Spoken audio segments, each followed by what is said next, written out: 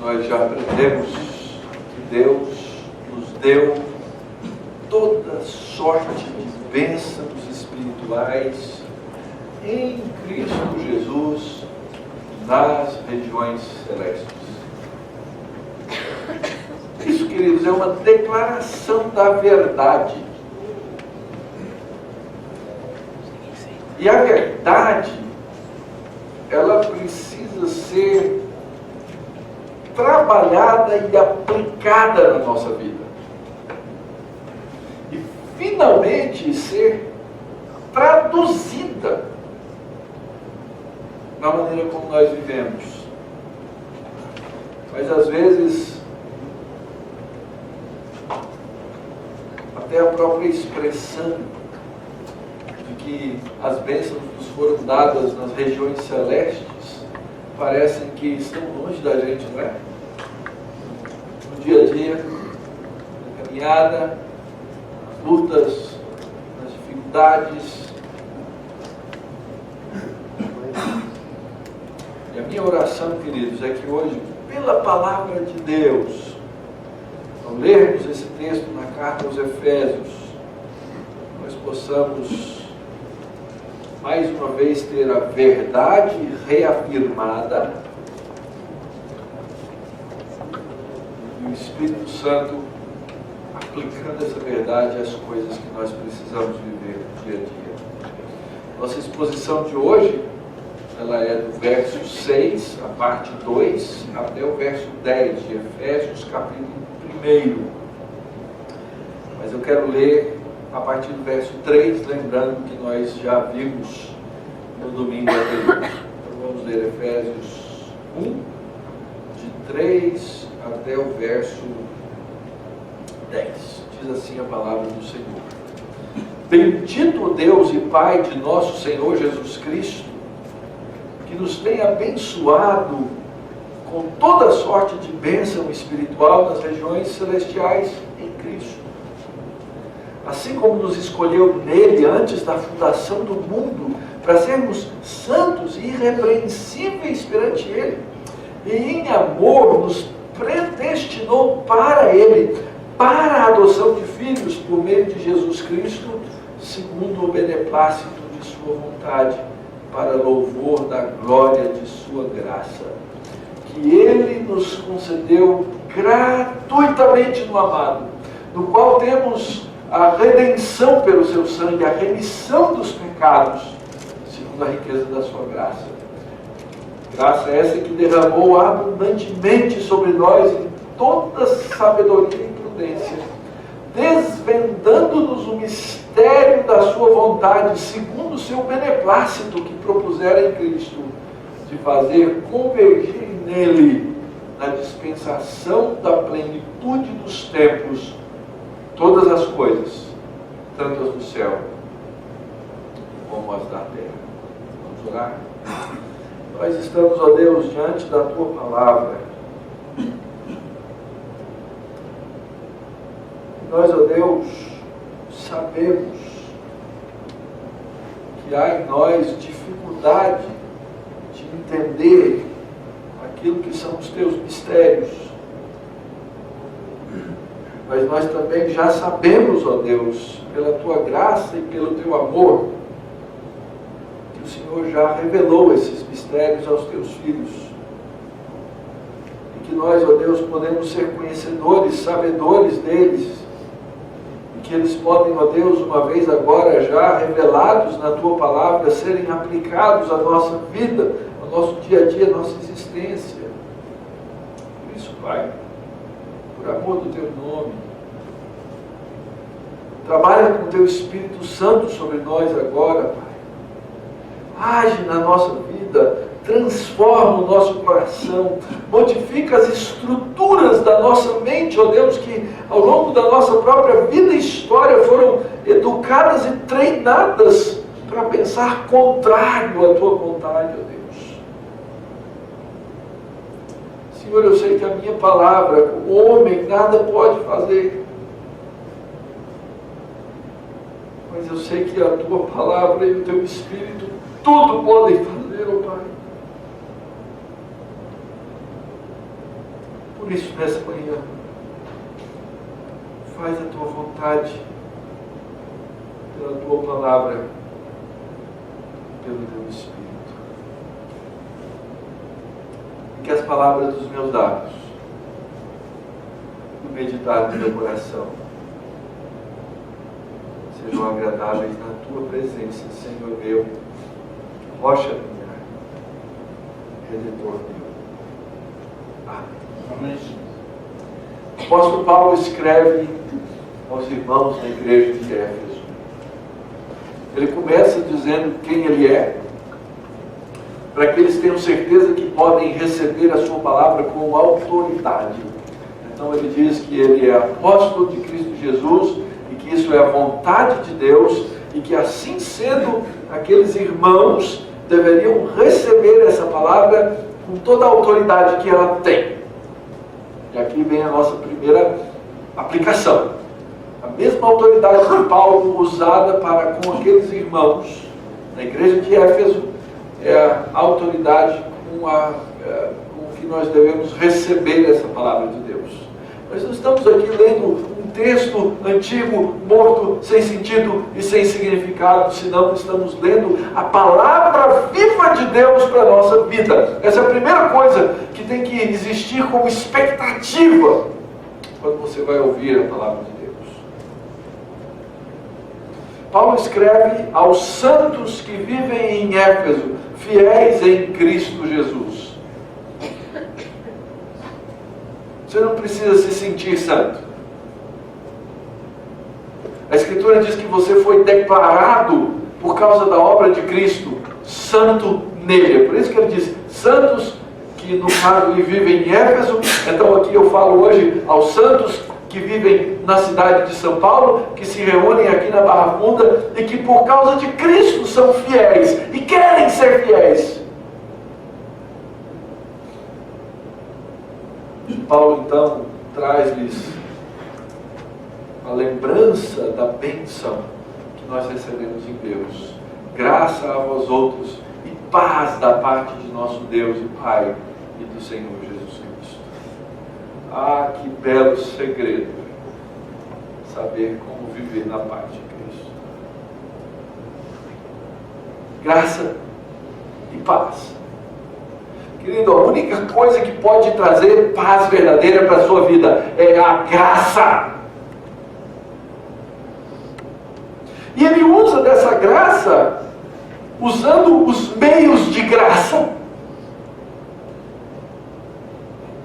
Ele usa da palavra, ele usa da oração, ele usa da igreja, ele usa dos sacramentos, ele usa de todas essas coisas para que você aprenda a viver debaixo dessa paz que Cristo já te deu.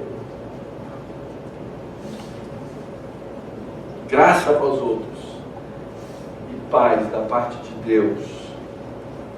Paulo então termina essa apresentação rápida, breve, e então ele entra nesse que nós já dissemos, é o maior parágrafo da Bíblia. Vai do versículo 3 até o versículo 14 de Efésios capítulo 1. E nós podemos dividir esse parágrafo, e assim nós estamos trabalhando nessas exposições, naquelas que são chamadas as bênçãos passadas, o que Deus fez na eternidade passada, aquilo que nós temos hoje já aplicado e aquilo que é a nossa esperança. Então Ele nos escolheu, Ele nos predestinou, Ele, antes da fundação do mundo, Ele já havia pensado, Ele já havia trabalhado, Ele já havia decidido salvar.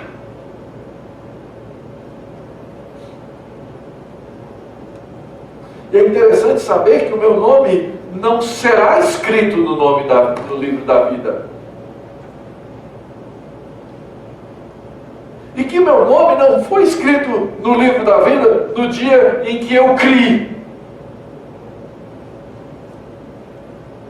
Mas que meu nome está escrito naquele livro. Desde a eternidade. Porque Deus resolveu desse jeito. E agora então, porque Deus fez essas coisas, porque Deus trabalhou nessas coisas, porque Ele me elegeu, porque Ele trabalhou isso antes da fundação do mundo, eu aprendo que Ele fez isso com um propósito. E aí nós vimos na exposição passada que Ele nos criou para sermos irrepreensíveis. E isso deve criar em nós um desejo profundo de santidade.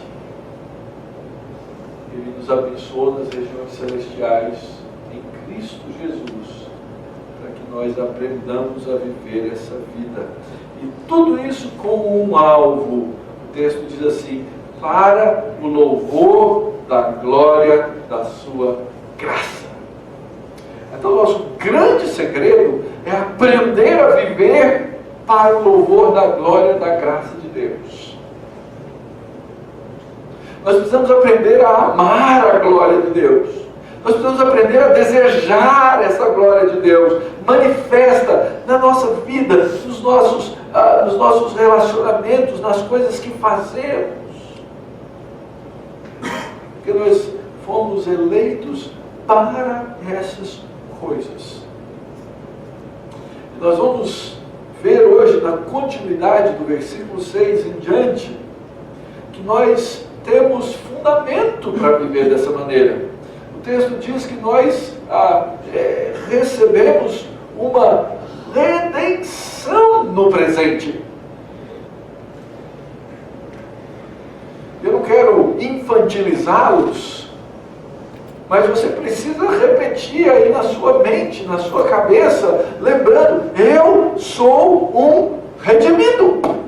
Esse é um tema fundamental, essencial na história do Evangelho. Esse é um tema fundamental na Bíblia toda. O que significa isso? Redenção. Para muita gente, dependendo da cidade que mora, redenção é um bairro, né? Redenção é um bairro. Mas é muito mais do que isso, queridos. Redenção na Escritura significa libertar de um cativeiro. Redenção significa libertar de uma escravidão. Redenção significa pagar um resgate para que alguém possa ser livre dessa escravidão. E o nosso texto dessa manhã começa dizendo exatamente isso. Ele nos concedeu isso no amado, porque nós temos redenção. Você, eleito de Deus, filho de Deus, foi liberto do cativeiro. Sabe qual é o nosso grande problema? Qual é o nosso grande defeito? É aprender a viver livres depois que nós fomos escravos.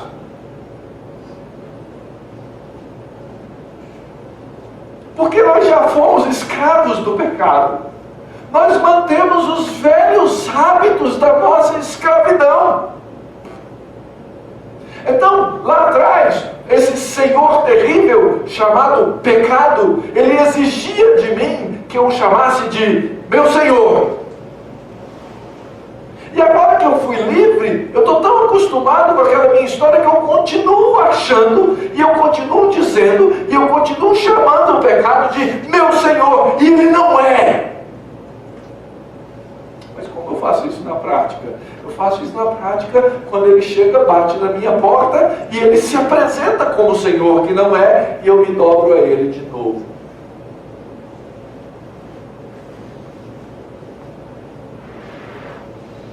Escravidão do pecado é algo do qual nós já fomos libertos e que nós não podemos voltar lá mais para ver como andam aquelas coisas.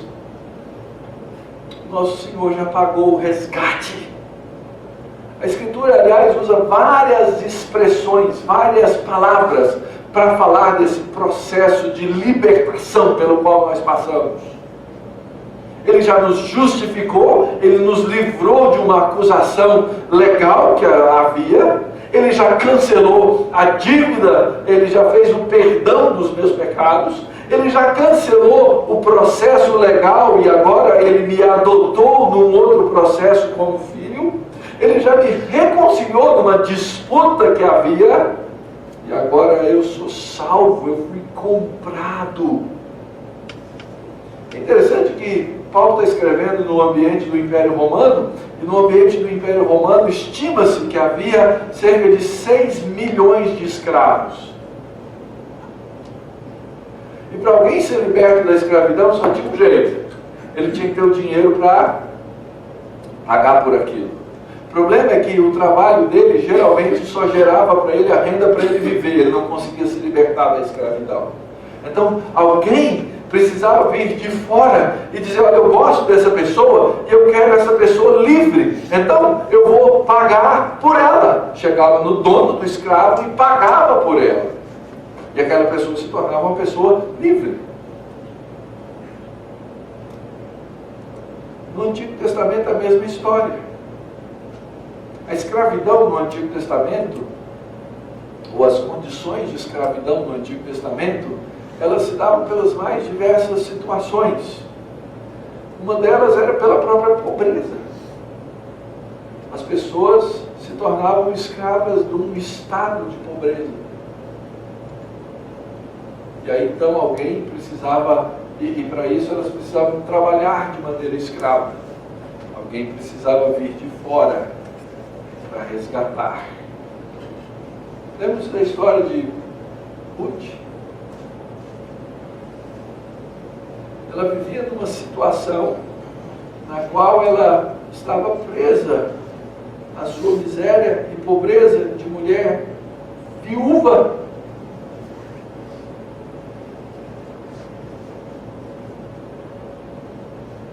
Ela precisava de um resgatador. No Antigo Testamento ele era chamado de Goel. E aquele homem Boaz, que era relacionado à família, chegou para comprar a liberdade dela, daquela condição, daquela maneira como ela vivia. Essa redenção, queridos, ela é mencionada vez após vez na Escritura. A Escritura vai dizer que nós somos libertados de maneira específica do pecado ao qual nós éramos escravos, diz o apóstolo Paulo lá em Romanos. A Escritura nos ensina que Cristo foi dado pelos nossos pecados para que Ele pudesse nos livrar dessa geração presente maligna, de acordo com a vontade do Pai. A Escritura afirma que nós fomos redimidos até mesmo da escravidão ou da maldição da lei, quando Cristo se tornou maldição no nosso lugar. E assim vai.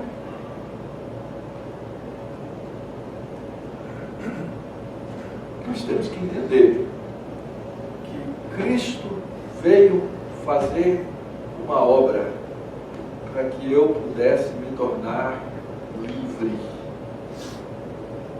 Livre. Não mais escravo do pecado. Não mais escravo do poder e do medo da morte. mas para que nós fôssemos completamente livres em Cristo Jesus. Então eu tenho que entender essa bênção presente, eu tenho que entender essa minha redenção. Então o apóstolo Paulo vai pegar nesses próximos versos e nos mostrar como essa redenção foi promovida, como ela foi executada, como ela foi aplicada em nós. Ela foi aplicada em nós. E a primeira coisa que ele fala para nos explicar isso é que existe um Redentor. Verso 6, a parte B, diz que Deus nos concedeu gratuitamente no amado. Uma graça gratuita. O apóstolo Paulo gosta muito de fazer isso, de repetir termos para enfatizá-los. Ele nos deu uma graça gratuita no amado. Quem é esse amado? Amado é Cristo Jesus. A Escritura não se cansa de nos falar. Aliás, Deus não se cansa de falar do seu amor pelo seu Filho. A passagem clássica lá de Mateus, a voz dos céus vem e diz: esse é o meu Filho amado, nele eu tenho prazer. Ora, o Senhor mesmo estava citando as suas palavras lá no Antigo Testamento. Ele tem um filho que ele ama, e nesse filho amado ele nos concede graça. Graça. E nós temos que entender o sentido da palavra graça. Talvez seja uma das palavras mais difíceis de se entender na Bíblia. Eu não estou dizendo um conceito mental de graça. Conceito que eu posso elaborar é fácil. Graça é um favor imerecido. Eu não mereço, mas eu recebo. Fácil na cabeça, né? Difícil no coração do homem. Porque o nosso coração, cheio de orgulho, ele diz para nós mesmos: mas espera aí, você tem valor intrínseco, você tem capacidade, você devia ter orgulho próprio e não ficar recebendo tão de graça assim. Você não vai fazer nada por aquilo que você, para merecer isso que você recebe. Nós funcionamos assim. Nós queremos dar valor e estima a nós mesmos. Qual é o grande problema que o mundo, que a literatura por aí detecta nas pessoas? Essa pessoa não tem o que? Autoestima. Enquanto a Escritura diz que nós temos que ter uma estima certa e correta de nós mesmos, de acordo com a Bíblia. E a Escritura diz: bem-aventurados os humilde. Sabe o que é humilde? Naquela expressão de Jesus lá no Sermão do Monte, humilde era o pobre mais pobre do que o mais pobre. Existe o pobre, que é aquele que está abaixo da linha de pobreza, mas ele pelo menos tem uma capa nas suas costas. Aquele que aparece lá no Sermão do Monte é um pobre que não tem nem capa. Não tem absolutamente nada. Esse indivíduo chega diante de Deus e recebe graça. Ele diz assim: eu não tinha valor nenhum, Senhor, mas o Senhor me fez o mais rico de todos. Isso nos faz sermos gratos a Deus. Então ele nos redime do pecado de graça. Ele faz isso por meio do seu Filho amado. E ele agora passa a nos chamar por esse nome. Olha como Paulo introduz sua carta aos Romanos: a todos os amados de Deus. Agora, porque eu estou em Cristo, não só Cristo é o Filho amado, mas junto com Cristo eu sou amado por Deus da mesma maneira. Deus passa a ter prazer dos seus filhos, daqueles que Cristo trouxe junto com eles, que são os seus eleitos. No amado nós somos amados. No amado nós recebemos toda sorte de bênção espiritual em Cristo, por causa de Cristo, porque Ele é o nosso Redentor. Uma graça que Ele graciosamente, gratuitamente nos concedeu.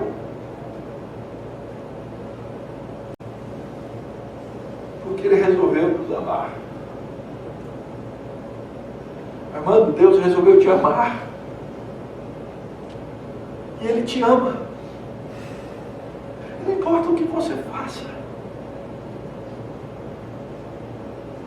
Essa verdade, ela tem que arraigar-se na nossa vida, no nosso coração.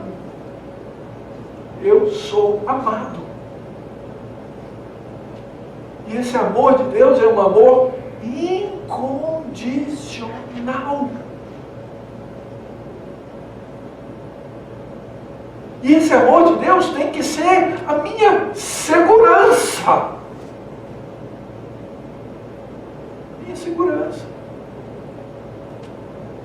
Sabe aquele sentimento que filhos às vezes costumam ter com relação aos pais, quando os pais são exigentes demais?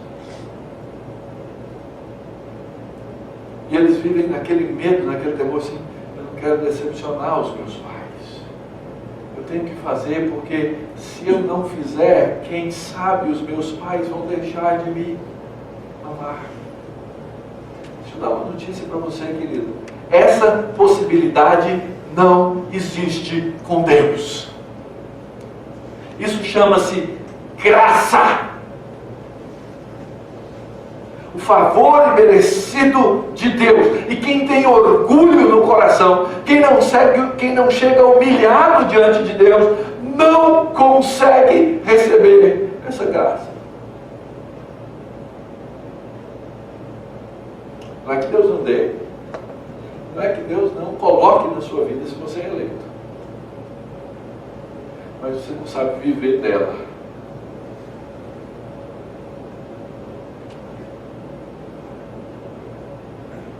Nós somos eternamente devedores a Deus, queridos. Mas Ele chegou para mim e falou assim: olha, você não me deve nada.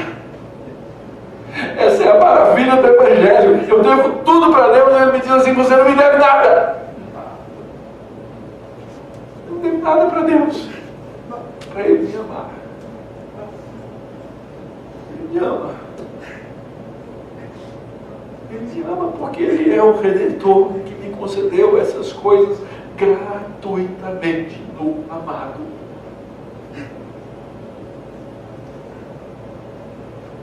No amado, eu recebi toda sorte de bênção espiritual. Quando eu recebi tudo isso, eu me tornei um redimido.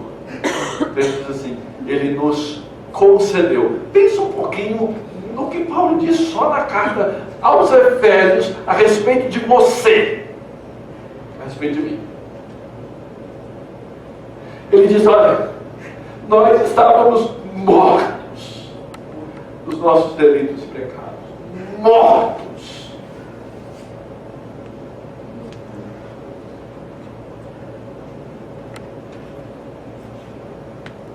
A morte, queridos, é uma situação insolúvel para nós homens. Depois que morreu. Depois que morreu. Mas mesmo que humanamente não houvesse qualquer solução, Deus dá a solução, porque Ele é o Senhor soberano. Então eu andava morto nos meus delitos e pecados, mas Ele me concedeu graça gratuitamente no amado.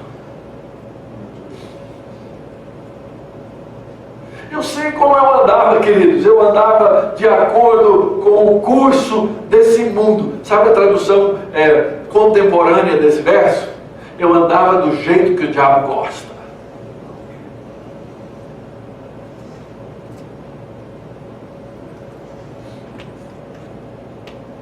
Sempre segundo as inclinações da carne, sempre dando lugar ao pecado, sempre abrindo a porta para o maligno, porque essa é a inclinação da minha carne.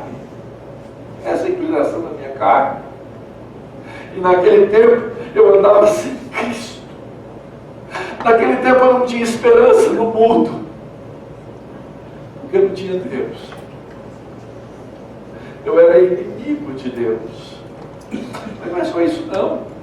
Ele diz ainda, falando a respeito de mim, falando a respeito de você, que eu andava na vaidade dos meus próprios pensamentos, que eu não conseguia entender as coisas, que eu vivia alheio à vida de Deus, que eu era absolutamente ignorante, que eu vivia segundo a dureza do meu coração.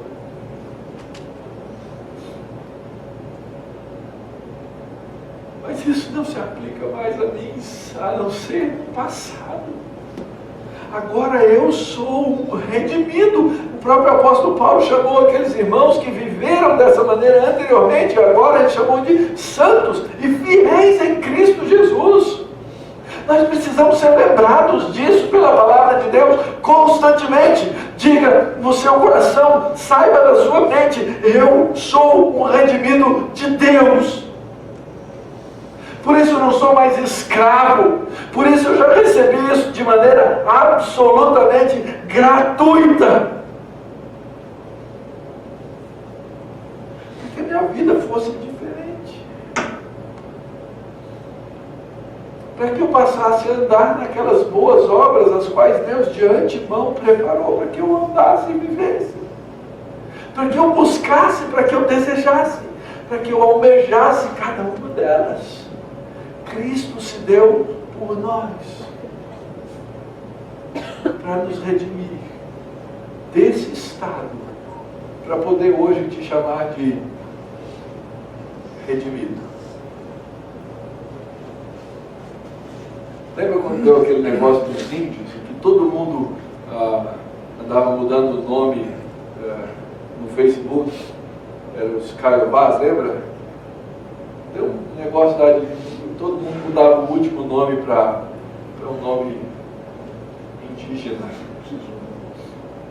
Ou todos somos alguma coisa. Sabe o que o crente devia fazer assim? Todos somos, e os santos deveriam dizer isso, redimidos. Esse é o seu sobrenome, querido. Viu aquelas situações lá no Antigo Testamento que Deus muda o nome de pessoas? Mudou o nome de Abraão, mudou o nome de Sara, mudou o nome de Jacó. Ele te dá um novo nome. O seu nome agora é redimido. Você tem que entender essa redenção, entender a sua necessidade e entender o seu novo estado. Porque Deus pagou um preço para isso, ou Cristo pagou um preço. Diz assim que Ele fez essas coisas pelo seu sangue. Pelo seu sangue. Esse é o preço da redenção. Tem um cântico que a gente canta, a gente tenta justificar espiritualmente. Eu nunca saberei o preço dos meus pecados lá na cruz. E de fato, a maneira que eu canto para que isso esteja teologicamente certa é que eu nunca vou experimentar aquilo pessoalmente, mas o preço eu sei. O preço foi o sangue do meu Redentor. Na Escritura, sangue é sinônimo de vida. Lá no Antigo Testamento isso é muito claro, está escrito lá em Levítico capítulo 17, porque a vida da carne está no sangue. Então, quando o sangue é derramado, significa o quê? Que a vida foi embora, acabou a vida. Então, o sangue é sinônimo de vida, o sangue derramado é sinônimo da morte. E Deus tinha dito ao homem: não me desobedeçam, não pequem, porque o preço do pecado é a morte, é o derramamento do sangue. E o que a Escritura então nos diz, mostra e faz diante dos nossos olhos, é a revelação daquele que no tempo, no espaço, na história veio, e que nunca tendo pecado, derramou o seu sangue inocente no meu lugar.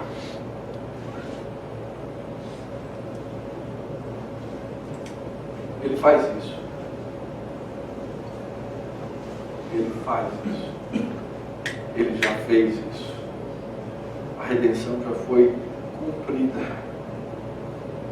Não foi por coisas temporárias que eu recebi essas coisas, mas foi por algo eterno que eu recebi essa redenção, que eu recebo hoje.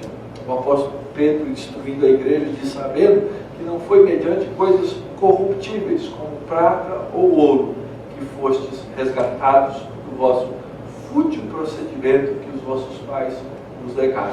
Deixa eu mostrar aqui para vocês. Alguém talvez chegasse e dissesse assim: olha, eu vou comprar a sua salvação. Raquel, você vai ser salva porque eu vou pegar todo o ouro do mundo e colocar na sua conta. Pode ser que até por um tempo a gente pensa: poxa, Raquel, todo o ouro, não é possível que não pague. Mas essas coisas se corrompem. Não foi mediante coisas corruptíveis. Foi mediante algo incorruptível. Verso 19. Mas pelo precioso sangue, como de um cordeiro sem defeito e sem mácula, o sangue de Cristo, é que eu fui liberto dessa condição aqui. Da morte para a vida. Então, eu sei o preço. Eu só não paguei pessoalmente por ele, mas eu sei. Então, eu tenho, queridos, um resultado.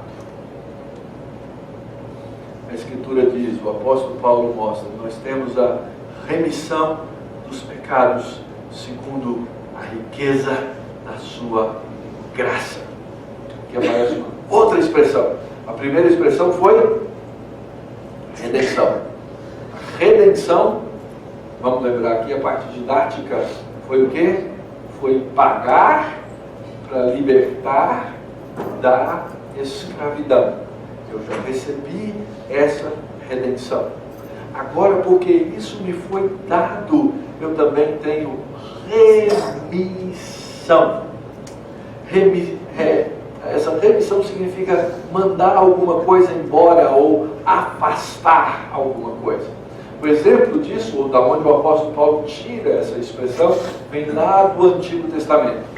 De um dia, de uma festa que era chamada a festa do dia da expiação, ou do Yom Kippur, o dia da expiação. Era um dia diferente do dia da Páscoa. E esse era o dia chave para a redenção do povo de Israel, o chamado Yom Kippur. Nesse dia do Yom Kippur, Deus ordenou, está escrito lá no livro de Levíticos, ou de Levítico, que o sacerdote deveria tomar 2 bodes, 2 animais, de acordo com a prescrição da lei, cerimonialmente limpos, não podia ter defeito, não podia ter mancha e etc. Pegava esses 2 animais e um era imolado, era morto. Esse é chamado do bode expiatório, é aquele sobre quem vai a culpa. Essa é uma expressão que a gente usa até hoje. Quem vai ser o bode expiatório dessa coisa? É aquele sobre quem vai a culpa. O sacerdote pegava, imolava aquele animal, pegava o sangue e aspergia em torno do altar. Mas havia um segundo bode, era chamado bode emissário. E esse segundo bode, o sacerdote vinha sobre ele e colocava as mãos sobre a cabeça do bode.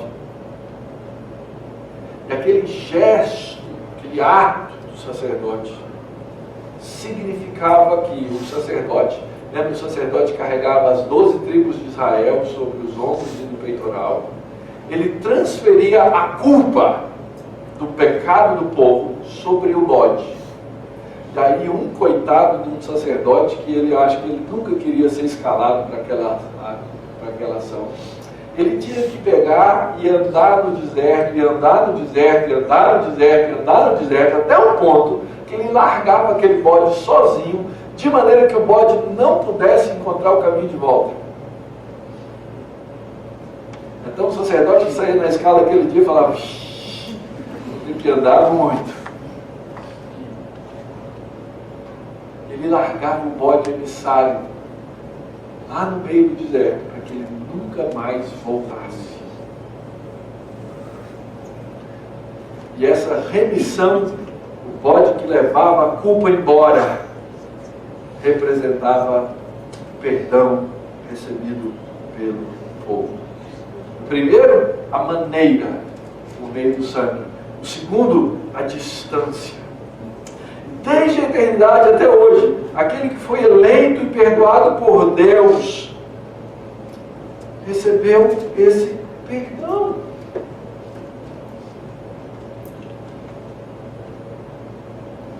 Deixa eu tentar explicar aqui para você uma coisa. Você pecou de ontem para hoje? Você vai levantar a mão, tá?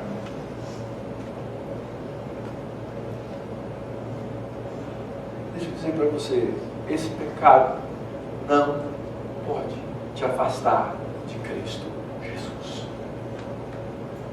Esse pecado não pode te deixar deprimido. Porque se isso acontecer, isso significa que você confia mais no poder do pecado do que no poder da remissão.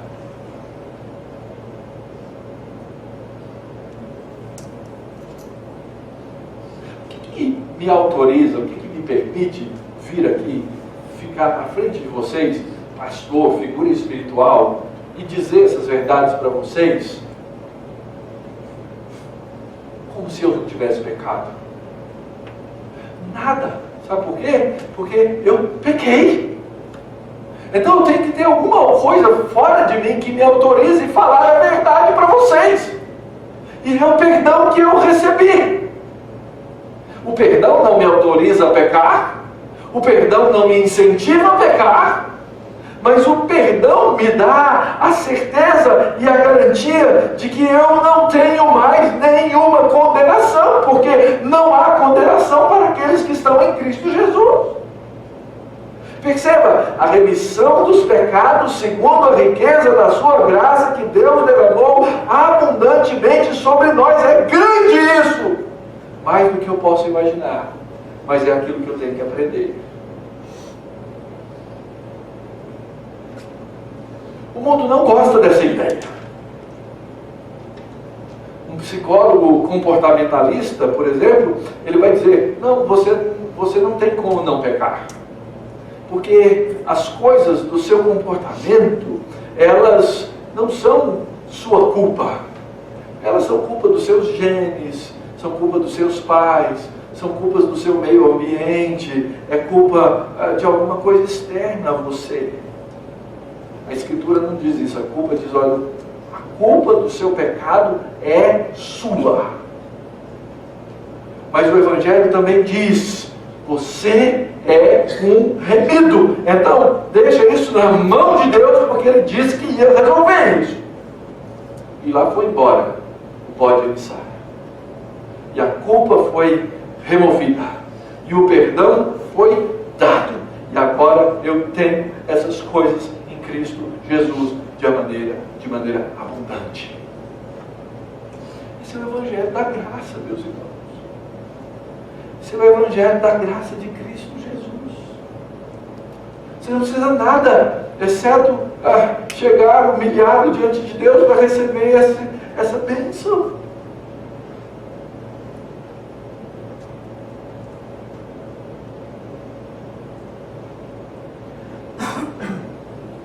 Não viva deprimido pelos seus pecados.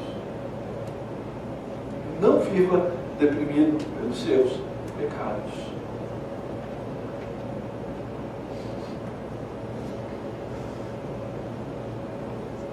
Você tem vitória sobre o pecado. Você tem o perdão prévio de Cristo. Quem é um Deus como o nosso Deus? Quem é o Deus que perdoa as iniquidades e que redime o seu povo? É o nosso Deus, é o meu Deus. Deus não mostra a sua ira para sempre, mas de novo Ele tem compaixão sobre nós e perdoa as nossas iniquidades. Querido, o perdão de Deus é infinito. Sabe calcular infinito? Não tem jeito. Então só coloca aquela marquinha de infinito e diz assim: é esse o perdão de Deus sobre os meus pecados.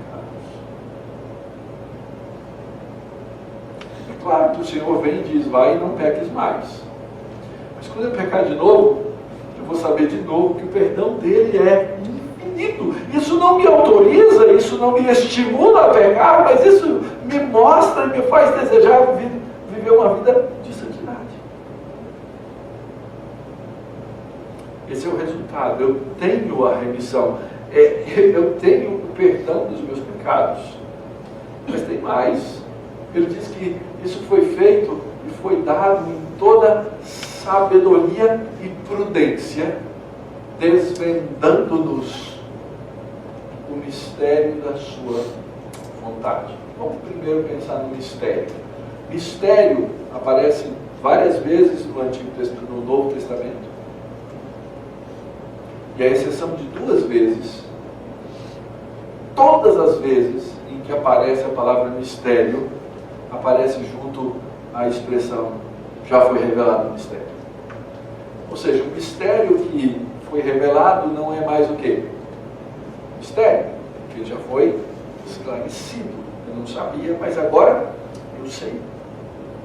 E Deus então nos desvendou o mistério da sua vontade para que em sabedoria e prudência eu pudesse entender o mundo de Deus. Não significa que eu entenda o mundo de Deus com exaustão, não significa que eu entenda absolutamente todas as coisas, mas eu entendo o mundo de Deus de maneira satisfatória para que eu possa viver nele. Eu sei quem Deus é, eu sei que Ele é bom, eu sei que Ele é justo, eu sei que Ele é o Criador, eu sei por que existe morte, eu sei por que existe verdade e mentira, eu sei por que existe justiça e injustiça, eu sei! Eu não preciso me revoltar com o mundo, porque ele tem um equilíbrio que vem de Deus. Eu não preciso fazer meditação transcendental para descobrir mistérios. Eu já tenho revelado os mistérios da vontade de Deus. Estou na Bíblia. Só que agora eu tenho que pegar essas coisas e aplicar no meu dia a dia. Isso envolve o quê? Sabedoria e prudência. Esse mistério da vontade de Deus que foi revelado, eu tenho que agora viver nele e viver satisfeito nele. Então Deus não só me perdoou, não só levou embora o meu pecado que corrói, que distorce a minha vida, mas Ele me deu o equipamento necessário para entender essas coisas e não mais viver em pecado. Vamos voltar lá na ilustração do escravo. Ele saiu da escravidão, alguém pagou pela liberdade dele, só que ele chega lá na rua e ele não sabe mais. Ele não sabe viver como não escravo. Ele não sabe lidar com as finanças, vamos assim dizer. Ele não sabe lidar com a liberdade que ele tem. Então, a tendência dele por um tempo é viver entre 2 mundos. De vez em quando voltar à escravidão, às vezes abusar da liberdade dele. Eu sou mais escravo, eu posso fazer. Não, calma aí. Não é porque você não é escravo que você pode fazer. Existe um mundo que eu tenho que entender como ele funciona. Eu tenho que viver e operar bem nesse mundo. Então, por isso que nós recebemos essa confiança e recebemos esse equipamento. Agora, entendendo como é o mundo, entendendo como eu fui liberto do pecado, eu vou viver bem no mundo de Deus. É para isso que eu fui feito. Interessante, queridos, como no texto todo, o apóstolo Paulo ele não se cansa de usar essas expressões abundantes. Toda a sabedoria, graça gratuita, porque tudo que Deus nos dá com abundância. Para que Deus fez isso, querido? Por que Ele fez isso? O texto termina nessa sessão dizendo, segundo a sua boa vontade, boa vontade que ele propôs em Cristo. Para quê? Verso 10.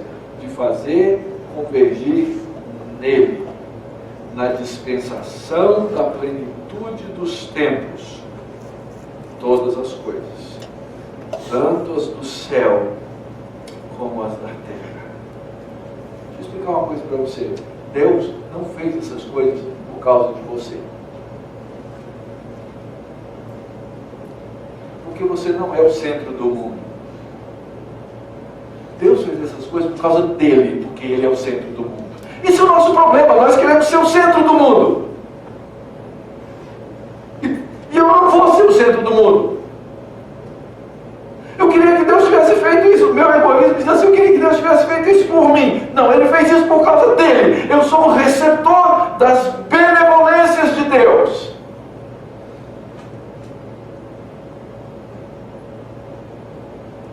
Não foi esse o primeiro pecado? Deus falou, está aqui, tudo é meu, tudo foi feito por mim, por meio e para a minha glória. Então, sejam felizes, vivam bem. Porque eu criei vocês para mim. Foi isso que Deus fez no começo, queridos. Mas aí chegou a peste da serpente e cativou os pensamentos dos homens. E disse assim, você pode ser tão importante quanto Deus. Aliás, você pode ser igual a Deus. Aliás, ele não quer que você coma desse fruto da árvore do conhecimento do bem e do mal, porque ele sabe que na hora que você comer, você vai ser como ele. E desde então, nós, humanidade, temos esse desejo latente do pecado de sermos os nossos próprios deuses.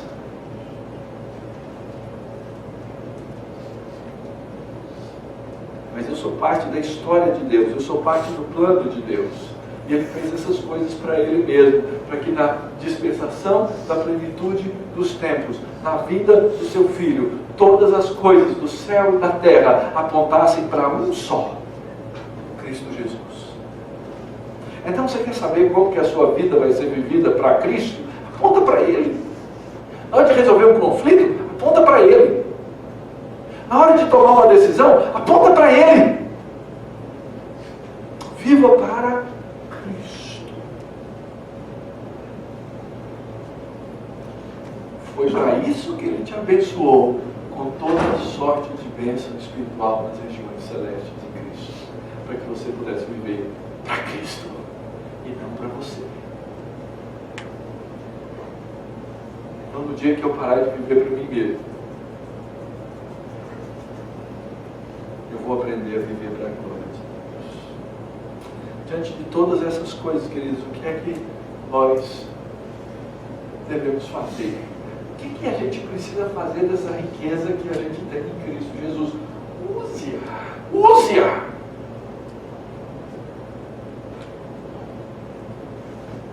Eu sei sim, você pode usar para você no sentido de que você precisa buscar a sua segurança em Cristo, no eterno Filho de Deus. Ele veio para você ter essa segurança.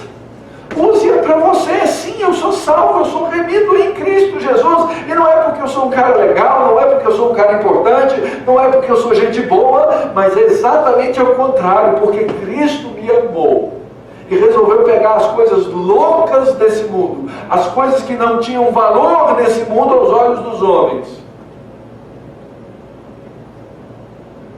para mudar a história. Usa para você sim. Você vai poder usar quando você usar para a glória de Cristo. Use para o seu próximo. Sabe uma coisa que falta na igreja de Cristo? Chama-se reafirmação. Nós temos uma tendência normal, natural, que vem do nosso pecado, de sermos legalistas e de sermos muito parecidos com aqueles chamados fariseus. Então a gente vive por comparação.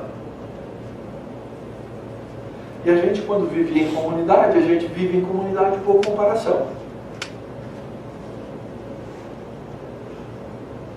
Aí quando a gente vê o pecado do outro, o que a gente faz do pecado do outro? A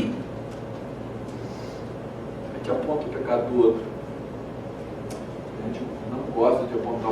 outro em amor. A gente gosta de apontar o pecado do outro em legalidade.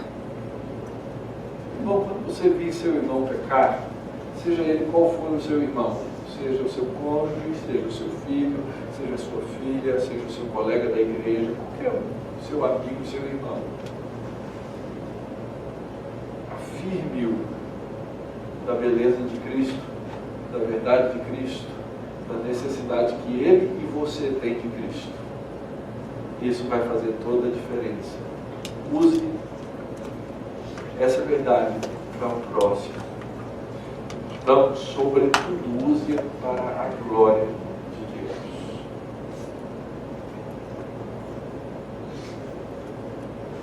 Deus fez todas as coisas para que elas convergissem em Cristo na plenitude dos tempos. Eu tenho que ser imitador de quem? De Deus. Então eu tenho que fazer a mesma coisa. Eu tenho que fazer todas as coisas apontarem para Cristo sempre. Isso vai exigir de nós um caminhar em firmeza. Um dos nossos hinos clássicos é um cântico que não é de adoração, mas é um cântico de reafirmação. Quando nós vamos dizer: minha alma, viva em firmeza na obra de Cristo. E aí, no meio do vento, no meio do temporal, no meio das dificuldades, no meio das batalhas, no meio da dor, nós vamos saber viver em Cristo.